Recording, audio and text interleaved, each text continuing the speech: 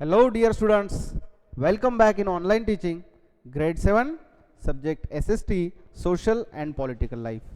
Dear students, as you all know, in previous video we have taken information about chapter number 5. Okay, in this video we are going to take remaining part of the chapter which is schooling and education today.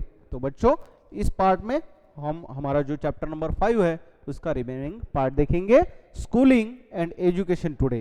देखिए हम education के बारे में देख रहे थे कि प्राचीन काल में एंशिएंट टाइम में किस तरह से एजुकेशन सिस्टम था, किस तरह से वुमेन को एजुकेशन प्रोवाइड किया जाता था और किस तरह के प्रॉब्लम्स एजुकेशन लेने में वुमेन्स को आते थे, गर्ल्स को आते थे, किस तरह की जो सिस्टम है उन दिनों में था कि एजुकेशन लड़कियों को लेना चाहिए, वुमेन्स को लेना चाहिए, नहीं लेना चाहिए. इस तरह की जो विचारधारा है, अलग अलग एग्जाम्पल हमने देखे हैं, जैसे कि रोकेया हुसैन, उसके बाद राज सुंदरी देवी, उसके बाद है पंडिता रमाबाई. इन जैसी वुमेन्स ने किस तरह से एक डिफिकल्ट सिचुएशन में एजुकेशन लिया था, इसके बारे में हमने प्रीवियस वीडियो में जानकारी ली है. तो आज इस वीडियो में देखते हैं स्कूलिंग एंड एजुकेशन टुडे, किस तरह की पाठशालाएं अध्ययन होता है, एजुकेशन जो सिस्टम होता है, जो एजुकेशन किस तरह से प्रोवाइड आज वुमेन्स को या फिर मेंस को, लड़कों को, बॉयज को, गर्ल्स को किस तरह से एजुकेशन प्रोवाइड किया जाता है, इस बारे में हम इस पॉइंट में जानकारी लेने वाले हैं. So let's read the first line. Today both boys and girls attend school in large numbers. आज हम देखते हैं कि हमारे कंट्री में बहुत सारे स्कूल है और हर बच्चा, हर स्टूडेंट क्या करता है, स्कूल में जाता है. Yet as we will see there still remain differences between the education of boys and girls. फिर भी आज हम देख सकते हैं कि बॉयज और गर्ल्स के एजुकेशन में बहुत बड़ा क्या होता है, डिफरेंस होता है ना. किस तरह का डिफरेंस होता है, देखिए. India has a census every 10 years which counts the whole population of the country. यानी कि जनगणना, सेंसस का मतलब होता है जनगणना. कब होती है, एवरी 10 years, हर 10 साल के बाद सेंसस होता है. which counts the whole population of the country, पूरे कंट्री की पॉपुलेशन काउंट करने का काम हर 10 साल में होता है. it also gathers detailed information about the people living in India, their age, schooling, what work they do and so on. किस तरह की इंफॉर्मेशन यहाँ पर कलेक्ट की जाती है, देखिए कि लोगों के बारे में, यानी पीपल लिविंग, किस तरह के या फिर कौन से कितने लोग रहते हैं, कौन सी एज की कितने लोग हैं, बॉयज कितने एज की कितने हैं, girls, women's, men's, etcetera and etcetera. This type of information collected in census after every 10 years. Okay, तो देखिए देयर एज, उनका age, schooling, what work they do, वो क्या काम करते हैं, सो ऑन. इस तरह के अलग अलग तरह की इंफॉर्मेशन हर 10 साल में क्या की जाती है, कलेक्ट की जाती है. We use this information to measure many things like the number of literate people and the ratio of men and women. हम क्या करते हैं, इस तरह की इंफॉर्मेशन किस तरह लेते, देखिए. Like the number of literate people, यानी कि लिटरेट एजुकेटेड लोग कितने हैं, उसके बाद कितने लोगों ने एजुकेशन लिया है, and the ratio of men and women, main कितने हैं, वुमेन कितने हैं, यानी कि उनका एक रेशियो निकालने का काम भी सेंसस द्वारा किया जाता है. अकॉर्डिंग टू द 1961 सेंसस, सन 1961 के जनगणना जो हुई थी उसके तौर पर आधारित एक इंफॉर्मेशन है. About 40% of all boys and main, देखिए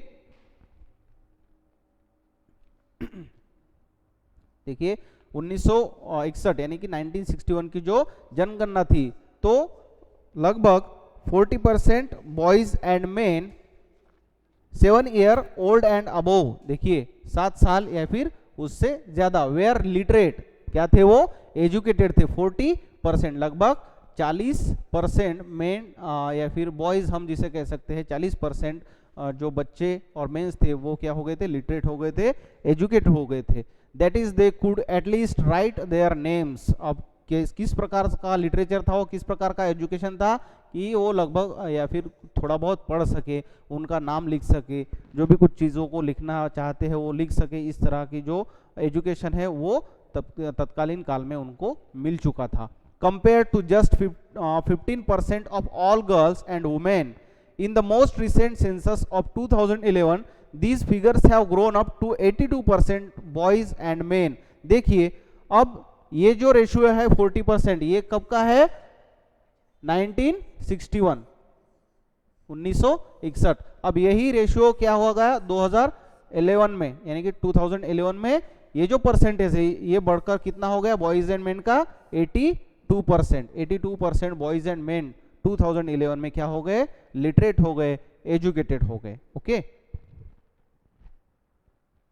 and 65% for girls and women. और वहीं पर वुमेन और गर्ल्स का जो परसेंटेज है वो कितना था? 65%। यानी कि ये जो परसेंटेज ये बॉयज एंड मेंस, ये वुमेन्स और गर्ल्स। 2011 में 82% बॉयज एंड मेंस एजुकेटेड हो गए थे, और वुमेन्स और गर्ल्स का जो परसेंटेज है वो कितना था? 65%।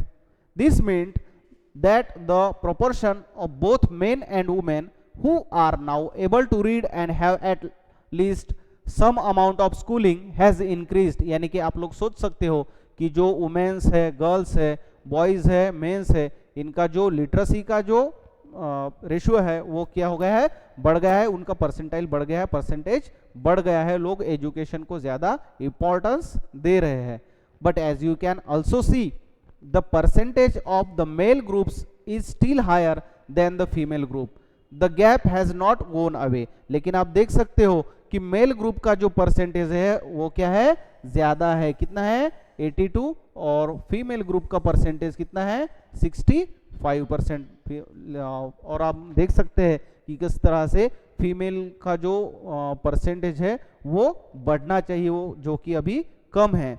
Here is a table that shows the percentage of girls and boys who leave schools from different social group including scheduled caste and scheduled tribe। अब SC और ST यानी कि scheduled caste और scheduled ट्राइब की जो भी कुछ students होते हैं उन्होंने स्कूल लेफ्ट की है, उनका एक टेबल यहाँ पर दिया गया है। आप देख सकते हो average annual drop out rate in school education 2014-15। देखिए किस तरह से बच्चों ने स्कूल लेफ्ट किया है। Level primary class 1st to 5th का एक लेवल यहाँ पर दिखा गया है, ऑल। उसके बाद है scheduled caste, scheduled caste and scheduled tribe. ठीक है, SC एंड ST हम जिसे कहते हैं। देखिए कितना है रेशियो? बॉयज का है 4.36, वहीं पर गर्ल्स 3.88, टोटल है 4.13 यानी कि 13। उसके बाद है ऑल। उसके बाद है SC कैटेगरी के, देखिए शेड्यूल्ड कास्ट 4.71, गर्ल्स है 4.20, टोटल हो गया इनका 4.46। उसके बाद ST बॉयज 7.2, गर्ल्स 6.84, टोटल हो गया 6.93। इसी के साथ अपर प्राइमरी की क्लास भी हम देख सकते हैं, यहाँ पर ऑल में 3.49, 4.60, 4.03, SC कैटेगरी के 5.00, 6.03, टोटल है उनका 5.51।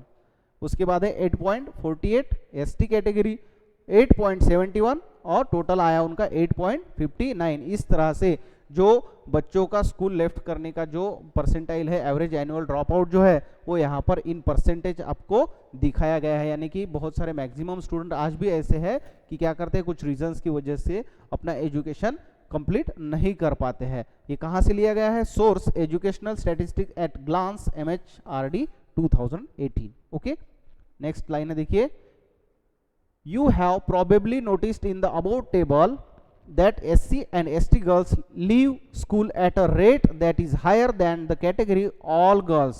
देखिए जैसा कि हम लोग देखते हैं ऑल कैटेगरी की जो गर्ल्स होती है उनका रेशियो अगर देखा जाए, परसेंटेज देखा जाए, तो उसके हिसाब से SC और ST की जो गर्ल्स होती है वो ज़्यादा एजुकेशन नहीं लेती है, वो जल्दी से ही अपना स्कूल या फिर एजुकेशन लेफ्ट करती है। This means that girls who are from Dalit SC and Adivasi ST backgrounds are less likely to remain in school. जो भी कुछ दलित या फिर एससी जिसे कहा जाता है और एसटी कैटेगरी में जो लड़कियां बिलोंग करती है, स्टूडेंट्स बिलोंग करती है, वो ज़्यादा स्कूल में नहीं रहती है, रिमेनिंग नहीं रहती है, अपना एजुकेशन लाइफ जो है वो जल्दी से लेफ्ट करती है। The 2011 census also found that Muslim girls are less likely than SC and ST girls. उसी के साथ मुस्लिम गर्ल्स का भी एजुकेशन का जो रेशियो है, परसेंटेज है, वो बेहद ही कम पाया जाता है। To complete primary school, while a Muslim girl is likely to stay in school for around 3 years, girls from other communities spend around 4 years in school। देखिए एक एग्जाम्पल यहाँ पर दिखाया गया है कि अगर बाकी कम्युनिटीज की लड़कियां अगर स्कूल में 4 साल तक पढ़ती है, बिटवीन 4 ईयर्स, ठीक है, अराउंड 4 ईयर्स हम कह सकते हैं, अराउंड 4 ईयर्स तक अगर बाकी की कैटेगरी की लड़कियां अगर पढ़ती है, तो वहीं पर मुस्लिम कैटेगरी की जो गर्ल स्टूडेंट होती है वो लगभग 3 साल के अराउंड वो अपना एजुकेशन कंप्लीट करती है, 3 साल तक वो पढ़ती है। इस तरह का रेशियो यहाँ पर दिखाया गया है कि मुस्लिम कैटेगरी की लड़की या फिर स्टूडेंट वो 3 साल में ही अपना एजुकेशन लेफ्ट करती है, वहाँ पर एससी हो, एसटी हो, ये जो कैटेगरीज होती है, इन कैटेगरीज की जो स्टूडेंट्स होती है वो अपना एजुकेशन थोड़ा सा 3 या फिर 4 ईयर तक लेकर उसे लेफ्ट कर देती है। ओके, नेक्स्ट लाइन है, देखिए, There are several reasons why children from Dalit, Adivasi and Muslim communities leave school। अब इसके बहुत सारे रीजंस है कि दलित, आदिवासी और मुस्लिम ये जो कैटेगरीज होती है, ये कैटेगरीज के जो स्टूडेंट्स होते हैं वो स्कूल क्यों छोड़ते हैं। अब क्यों छोड़ते हैं, हमने देखा है कि बहुत सारे ऐसे रीजंस होते हैं। पॉवर्टी होती है, इनएडुकेट फैसिलिटीज होती है, कुछ इकोनॉमिकल फाइनेंशियल प्रॉब्लम्स होते हैं, उनकी वजह से गर्ल्स या फिर बॉयज़ अपना एजुकेशन कंटिन्यू नहीं कर सकते हैं, और भी कुछ ऐसे बहुत सारे लॉट्स ऑफ रीजंस होते हैं जिनकी वजह से स्टूडेंट्स अपना एजुकेशन जो है वो पूरा नहीं कर पाते हैं, उसे कंटिन्यू नहीं कर पाते हैं। In many parts of the country, specially in rural and poor areas, देखिए कंट्री के बहुत सारे ऐसे इलाके होते हैं, खासकर रूरल एरियाज जो ग्रामीण इलाके होते हैं, पुअर एरियाज होते हैं, देयर में not even be proper schools not teachers who teach on a regular basis. अब कुछ इलाके ऐसे होते हैं हमारी कंट्री में, रूरल एरियाज होते हैं, ग्रामीण इलाके होते हैं, जहाँ पर स्कूल तो होते ही नहीं है, और स्कूल अगर हो तो वहाँ पर जो टीचिंग करने के लिए टीचर की अवेलेबिलिटी होनी चाहिए, उपलब्धि होनी चाहिए, वो भी नहीं होती है। इस वजह से ये जो है एक रीज़न हम बोल सकते हैं, बहुत ही बड़ा रीज़न हम इसे कह सकते हैं कि कई जगह ऐसी होती है जहाँ पर टीचर्स नहीं होते हैं। टीचर्स हो तो स्कूल नहीं होती है, अगर स्कूल हो तो जो भी कुछ एजुकेशन प्रोवाइड करने के लिए फैसिलिटीज़ का होना ज़रूरी होता है, वो फैसिलिटीज़ वहाँ पर नहीं मिल पाती है। इस वजह से बच्चे क्या करते हैं, स्कूल को लेफ्ट करते हैं, वहाँ पर स्कूल में जाने से मना कर दिया जाता है। देखिए, if a school is not close to people's homes and there is no transport like buses or vans, parents may not be willing to send their girls to school। अब ये एक बहुत बड़ा इशू, हम रीजन इसे कह सकते हैं कि बहुत अब हमारी कंट्री में रूरल एरिया में कुछ स्कूल होते हैं या फिर ग्रामीण इलाकों में कुछ स्कूल्स होते हैं, विलेजेस होते हैं, तो वहाँ पर स्कूल की फैसिलिटीज़ अगर ना हो तो 10 किलोमीटर, 15 किलोमीटर, 20 किलोमीटर किसी सिटी या फिर तालुका प्लेस पे स्कूल्स होती है, डिस्ट्रिक्ट प्लेस पे स्कूल्स होती है, तो वहाँ पर भेजने के लिए क्या होता है, वैन्स, बसेस या फिर प्राइवेट व्हीकल्स का होना ज़रूरी होता है। तो जो रूरल एरिया होते हैं वहाँ से ट्रांसपोर्टिंग का बहुत ज़्यादा प्रॉब्लम आता है, तो वहाँ पर पेरेंट जो है वो क्या करते हैं, उनकी इच्छा नहीं होती है कि वो अपने गर्ल्स को स्कूल में भेजे, क्योंकि बहुत ज़्यादा प्रॉब्लम होती है आना जाना, या फिर उनका जो ट्रांसपोर्टिंग होता है, वैन्स होती है, बसेस होती है, उनका पूरी तरह से वो प्रोवाइड नहीं कर सकते हैं। तो इस तरह से they were not willing to send their girls to school. उनकी एक इच्छा नहीं होती है कि हम हमारी बेटी को क्या करें, स्कूल में भेजें, क्योंकि बहुत सारे वो जो आने जाने के प्रॉब्लम्स है, ट्रांसपोर्टिंग के प्रॉब्लम्स है, वो उनको देखने के लिए मिलते हैं। ये एक रीज़न हो सकता है कि हम स्टूडेंट्स को अच्छी तरीके से एजुकेशन नहीं प्रोवाइड कर सकते हैं। तो इसके लिए ऑन स्पॉट या फिर जो भी कुछ प्लेसेस हो वहाँ पर स्कूलिंग होना ज़रूरी है, स्कूल होना ज़रूरी है, या फिर अच्छा अगर एजुकेशन प्रोवाइड करना हो तो एक एडिक्वेट फैसिलिटीज प्रोवाइड करना भी ज़रूरी होता है ताकि बच्चे अच्छे तरीके से एजुकेशन गेन कर सके, पा सके। Many families are too poor and unable to bear the cost of educating all their children। अब ये एक रीज़न हमने देखा कि ट्रांसपोर्टिंग का रीज़न होता है। दूसरा एक रीज़न ऐसा होता है कि कुछ कुछ फैमिलीज ऐसी होती है जो बहुत ही पुअर होती है और फाइनेंशियल कंडीशन उनकी ऐसी नहीं होती है कि वो अपने बच्चों को कंटिन्यूअसली एजुकेशन प्रोवाइड कर सके। तो ये एक रीज़न हम बोल सकते हैं कि जो फाइनेंशियल कंडीशन होती है फैमिलीज की, वो फाइनेंशियल कंडीशन पुअर होने की वजह से वो अपने चिल्ड्रंस को, जो पेरेंट्स होते हैं वो अपने बच्चों को स्कूल में नहीं भेज पाते हैं। बॉयज में get preference in this situation. अब कभी कभी ऐसी सिचुएशन में सिर्फ बॉयज को ही ऐसी परिस्थितियों में एजुकेशन वो दे सकते हैं या फिर दिया जाता है। Many children also leave school because they are discriminated against by their teacher and classmates just like Om Prakash Valmiki was। अब कभी कभी ऐसा होता है कि बच्चों के साथ डिस्क्रिमिनेशन होता है, अलग अलग तरीके का भेदभाव किया जाता है। तो इस डिस्क्रिमिनेशन की वजह से भी बच्चे स्कूल में नहीं जा सकते हैं। यहाँ पर एक बच्चे का नाम दिया है as example, just like Om Prakash Valmiki. Om Prakash Valmiki नाम का एक स्टूडेंट है, उसके साथ इस जैसा ये परिस्थिति या फिर सिचुएशन हो गई, इसकी वजह से वो एजुकेशन नहीं ले पाया। डिस्क्रिमिनेशन है, ट्रांसपोर्टिंग है, या फिर अपनी जो इकोनॉमिकल या फिर फाइनेंशियल कंडीशन है, ये सारे प्रॉब्लम्स की वजह से या फिर ये जो रीज़न हम बोल सकते हैं कि एजुकेशन लेते वक्त इन जैसे रीजंस को हमें फेस करना पड़ता है, इन जैसे प्रॉब्लम्स को फेस करना पड़ता है। यहाँ पर एक फिगर दी गई है जिसमें है बेटी बचाओ बेटी पढ़ाओ। ठीक है, बेटी बचाओ बेटी पढ़ाओ आपने सुना होगा।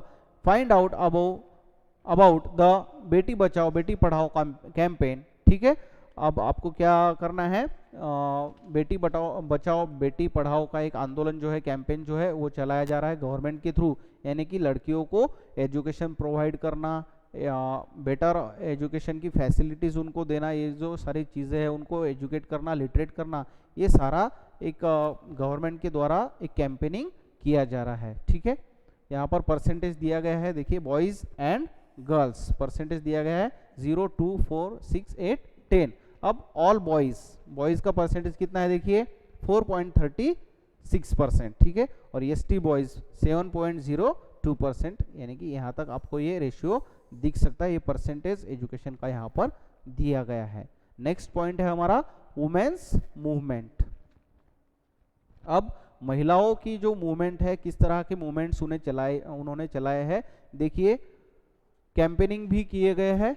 अब किस तरह के मूवमेंट्स या फिर कैंपेनिंग उन्होंने किए हैं महिलाओं के द्वारा, महिलाओं थ्रू ये मूवमेंट चलाई गई है। देखिए, women and girls now have the right to study and go to school. अब आज के एज में हर लड़की को, वुमेन्स को एजुकेशन लेने का एक फ्रीडम दिया गया है।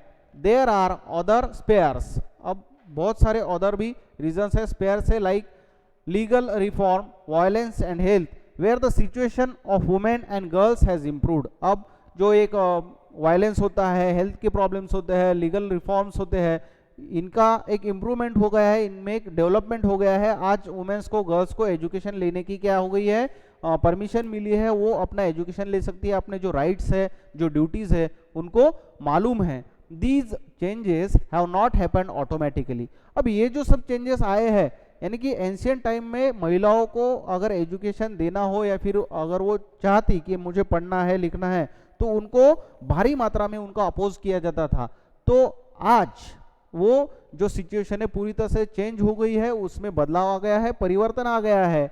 तो ये परिवर्तन ऑटोमेटिकली हो गया है क्या, अपने आप ये परिवर्तन आ गया है, ऐसा आपको लगता है? Women individually and collectively have struggle to bring about this changes. Women's ने इसके लिए क्या किया है, बहुत स्ट्रगल किया है, संघर्ष किया है।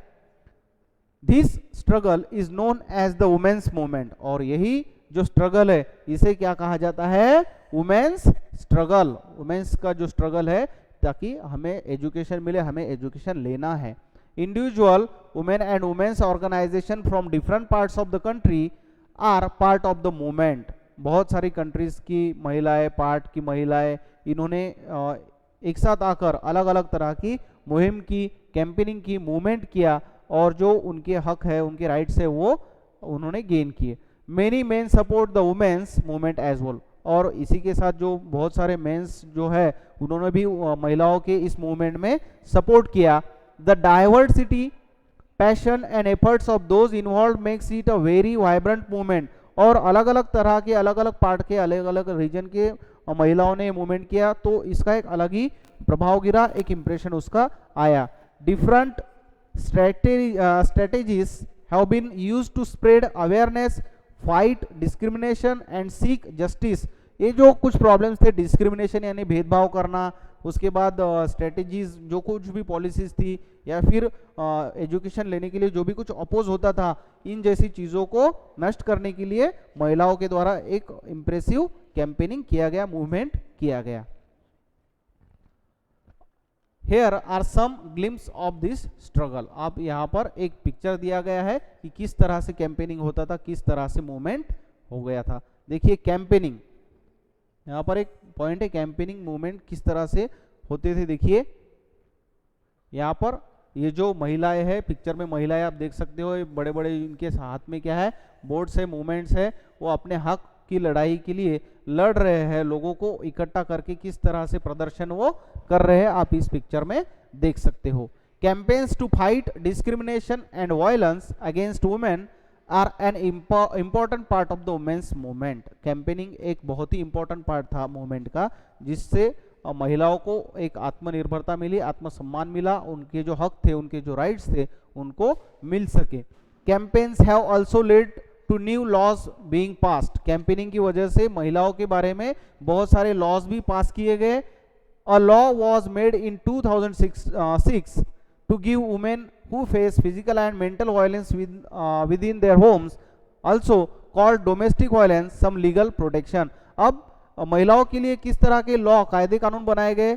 अब एक कानून बनाया गया 2006 में, जो कि महिलाओं के ऊपर जो अन्याय अत्याचार होते थे उनको रोकने के लिए, जो डोमेस्टिक वायलेंस भी हम कह सकते हैं, घरेलू हिंसा जिसे कहा जाता है, घरेलू हिंसा महिलाओं पर जो होती है वो रोकने के लिए गवर्नमेंट द्वारा साल 2006 में एक लीगल लॉ बनाया गया, जिसके तहत अगर महिलाओं पर कोई डोमेस्टिक वायलेंस होता है तो उस पर एक्चुअल एक कार्यवाही की जाती है, उनको एक प्रोटेक्शन मिलता है। Similarly, efforts made by the women's movement led the Supreme Court to formulate guidelines in 1997 to protect women against sexual harassment at the workplace and with in educational institution. और जब भी किसी भी प्रोफेशन में women's काम करती है तो उनके ऊपर किसी भी तरह का अत्याचार ना हो, किसी भी तरह का वायलेंस उनके साथ ना हो, इसलिए सुप्रीम कोर्ट में एक फॉर्मेट गाइडलाइन 1997 में 1997 में एक तैयार किया गया, एक लॉ वहाँ पर तैयार किया गया। In the 1980s for example women's group across the country spoke out against dowry deaths. देखिए सन 1980 में महिलाओं ने क्या किया था, for example women group across the country spoke out against dowry deaths, यानी कि जो डाउरी लोग लेते हैं उसके विरोध में महिलाओं ने प्रदर्शन किया था। Cases of young brides being murdered by their in laws और husbands greedy for more dowry. क्या होता है सोसाइटीज में, कभी कभी कुछ ग्रीडी पीपल क्या करते हैं, डाउरी की डिमांड करते हैं और महिलाओं के साथ अन्याय करते हैं, अत्याचार करते हैं। तो इस तरह का जो वायलेंस है वो रुकना चाहिए, इसके लिए महिलाओं ने अपनी आवाज उठाई। Women's group spoke out against the failure to bring this cases to justice. जो वुमेन्स थी, महिलाएं थी, उन्होंने किसके लिए आवाज उठाई कि जो कुछ भी ऐसी चीजें हैं जिन महिलाओं के साथ ऐसा हुआ है कि डाउरी के लिए जो घर वाले हैं उन्होंने परेशान किया है, वायलेंस किया है, तो ऐसी केसेस जस्टिस हो, उनको न्याय मिले, इस तरह का एक आवाज मूवमेंट के थ्रू, कैंपेनिंग के थ्रू महिलाओं ने उठाया था। They did so by coming onto the streets, approaching to the courts and by sharing information। और इसके लिए जो कोर्ट्स होते हैं, न्याय प्राधिकरण जो होता है, वहां तक महिलाओं ने अपना कैंपेनिंग चलाया। Eventually this became a public issue in the newspapers and society, and the dowry laws were change to punish families who seek dowry, और तभी से जब महिलाओं ने एक डाउरी के खिलाफ अपनी आवाज़ उठाई तो कोर्ट में या फिर गवर्नमेंट के थ्रू इसके लिए अलग अलग जो लॉज है वो बनाए गए, और महिलाओं को इसकी वजह से एक प्रोटेक्शन मिला। जो डोमेस्टिक वायलेंस होता था, जो भी कुछ ग्रीडी पीपल्स थे, अपने ग्रीडनेस के लिए जो भी कुछ महिलाओं पर अत्याचार करते थे, वायलेंस करते थे, वो कुछ हद तक रुक गया। ओके, अब यहाँ पर कुछ पिक्चर्स दिए गए हैं। यहाँ पर कोर्ट में एक महिला आप देख सकते हो किस तरह से बैठकर अपना आंदोलन जो है कैंपेनिंग है। यहाँ पर कैंपेनिंग के कुछ पिक्चर्स फ्लेक्स आप देख सकते हो कि किस तरह से कैंपेनिंग में बैनर्स का इस्तेमाल किया जाता था। ठीक है, आगे के पिक्चर्स में देखिए, रेजिंग अवेयरनेस है। An important part of the women's movement work is to raise public awareness on the women's rights issues. जो महिलाओं के हक और अधिकार है, ये आप यहाँ पर देख सकते हो किस तरह से महिला आंदोलन करती है, कैंपेनिंग करती है। तो ये जो कैंपेनिंग होता है, ये कैंपेनिंग किस तरह से किया जाता था, ये पिक्चर में आप अच्छे तरीके से देख सकते हो कि महिलाओं के जो राइट्स है, इश्यूज है, जो हक है, वो किस तरह से उन्होंने गेन किए थे। Their message has been spread through street plays, songs and public meetings. बहुत सारे लोगों को इकट्ठा कर स्ट्रीट प्लेज है, उसके बाद सॉन्ग्स है, पब्लिक मीटिंग्स है, वो लेकर महिलाओं ने अपने जो विरोध है, अपना जो अपोज है, वो दर्शाया और अपने जो राइट्स है उसे प्रोटेक्ट किया। बाद में है देखिए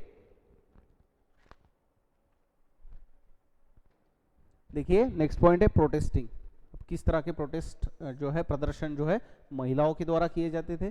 the women's movement raises its voice when violations against women take place, or for example when a law or policy acts against their interest. Public rallies and demonstrations are a very powerful way of drawing attention in injustice. अब देखिए, जब भी महिलाओं को या फिर लोगों को ऐसा लगता है कि हमारे ऊपर वायलेंस हो रहा है, वायलेंस हमारे साथ हो रहा है, अत्याचार हो रहा है, तो लोग क्या करते हैं, पब्लिक रैलीज निकालते हैं, प्रदर्शन करते हैं, और जो भी कुछ डेमोन्स्ट्रेशन है वो करते हैं। जो उनके साथ जो इनजस्टिस हुआ है वो जस्टिस हो, उनको एक उनका समान अधिकार मिले, राइट्स मिले, और उनको जस्टिस मिले, इसके लिए वो क्या करते हैं, अलग अलग तरह की रैलीज निकालकर अपना विरोध प्रदर्शित करते हैं। ठीक है, नेक्स्ट है देखिए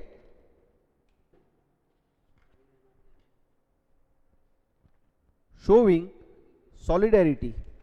ठीक है, अब यहाँ पर लोग कुछ मोमबत्तियाँ लेकर देख रहे हो आप, टीवीज में, न्यूज़ में आप देख सकते हो कि प्रदर्शनकारी जो है इस तरह की मोमबत्तियाँ अपने राइट्स और अपने हक जो है वो बयान करने के लिए गवर्नमेंट के को एक मूवमेंट हो, कैंपेन हो, प्रोटेस्ट हो, वो करते हैं। The women's movement is also about showing solidarity with other women and causes. Below on 8 March International Women's Day, women all over the world come together to celebrate renew their struggles. अब जो 8 मार्च है international Women's day, आप एक picture यहाँ पर दिया गया है, आप देख सकते हो बॉक्स में। तो इस पिक्चर में दिखाया गया है कि 8 मार्च को सारी महिलाएं आपस में जुड़कर इकट्ठा होकर किस तरह से अपना जो स्ट्रगल है, अपना जो विरोध है, मूवमेंट है, कैंपेनिंग है, वो चला रही है। किस तरह से उनके जो राइट्स है, उनके साथ अगर इनजस्टिस हुआ हो या फिर उनको जस्टिस चाहिए होता हो, तो किस तरह से वो इकट्ठा होती है। एक एग्जाम्पल के तौर पर इस बॉक्स में आप देख सकते हो कि किस तरह से महिलाएं जमती है। ठीक है, अभी इस पिक्चर में देखिए, above women are holding up candles to demonstrate the solidarity between the people of India and Pakistan. Every year on 14 August, several thousand people gather at Wagah on the border of India and Pakistan and hold a cultural program. देखिए 14 अगस्त को आप देख सकते हो कि Wagah border पर India और पाकिस्तान के लोग अलग अलग से जमते हैं, और एक अलग ही उत्साह भरा वातावरण आपको उस बॉर्डर पर वहाँ पर देखने के लिए मिलता है। तो यहाँ पर जो है क्या प्रेजेंट किया गया है कि लोग अपने अपने हिसाब से कैंपेनिंग करते हैं, अलग अपने अपने जो प्रोटेस्ट है, अपनी अपनी जो डिमांड्स है, अपने जो राइट्स है, अगर राइट्स का हनन होता है तो लोग गवर्नमेंट को वो बताते हैं, उसका अपोज करते हैं और जस्टिस की डिमांड करते हैं। Okay students, as this way we have completed our chapter. I hope you all understand this chapter very well. Question and answer depending on this chapter we will see in next video. Thank you very much.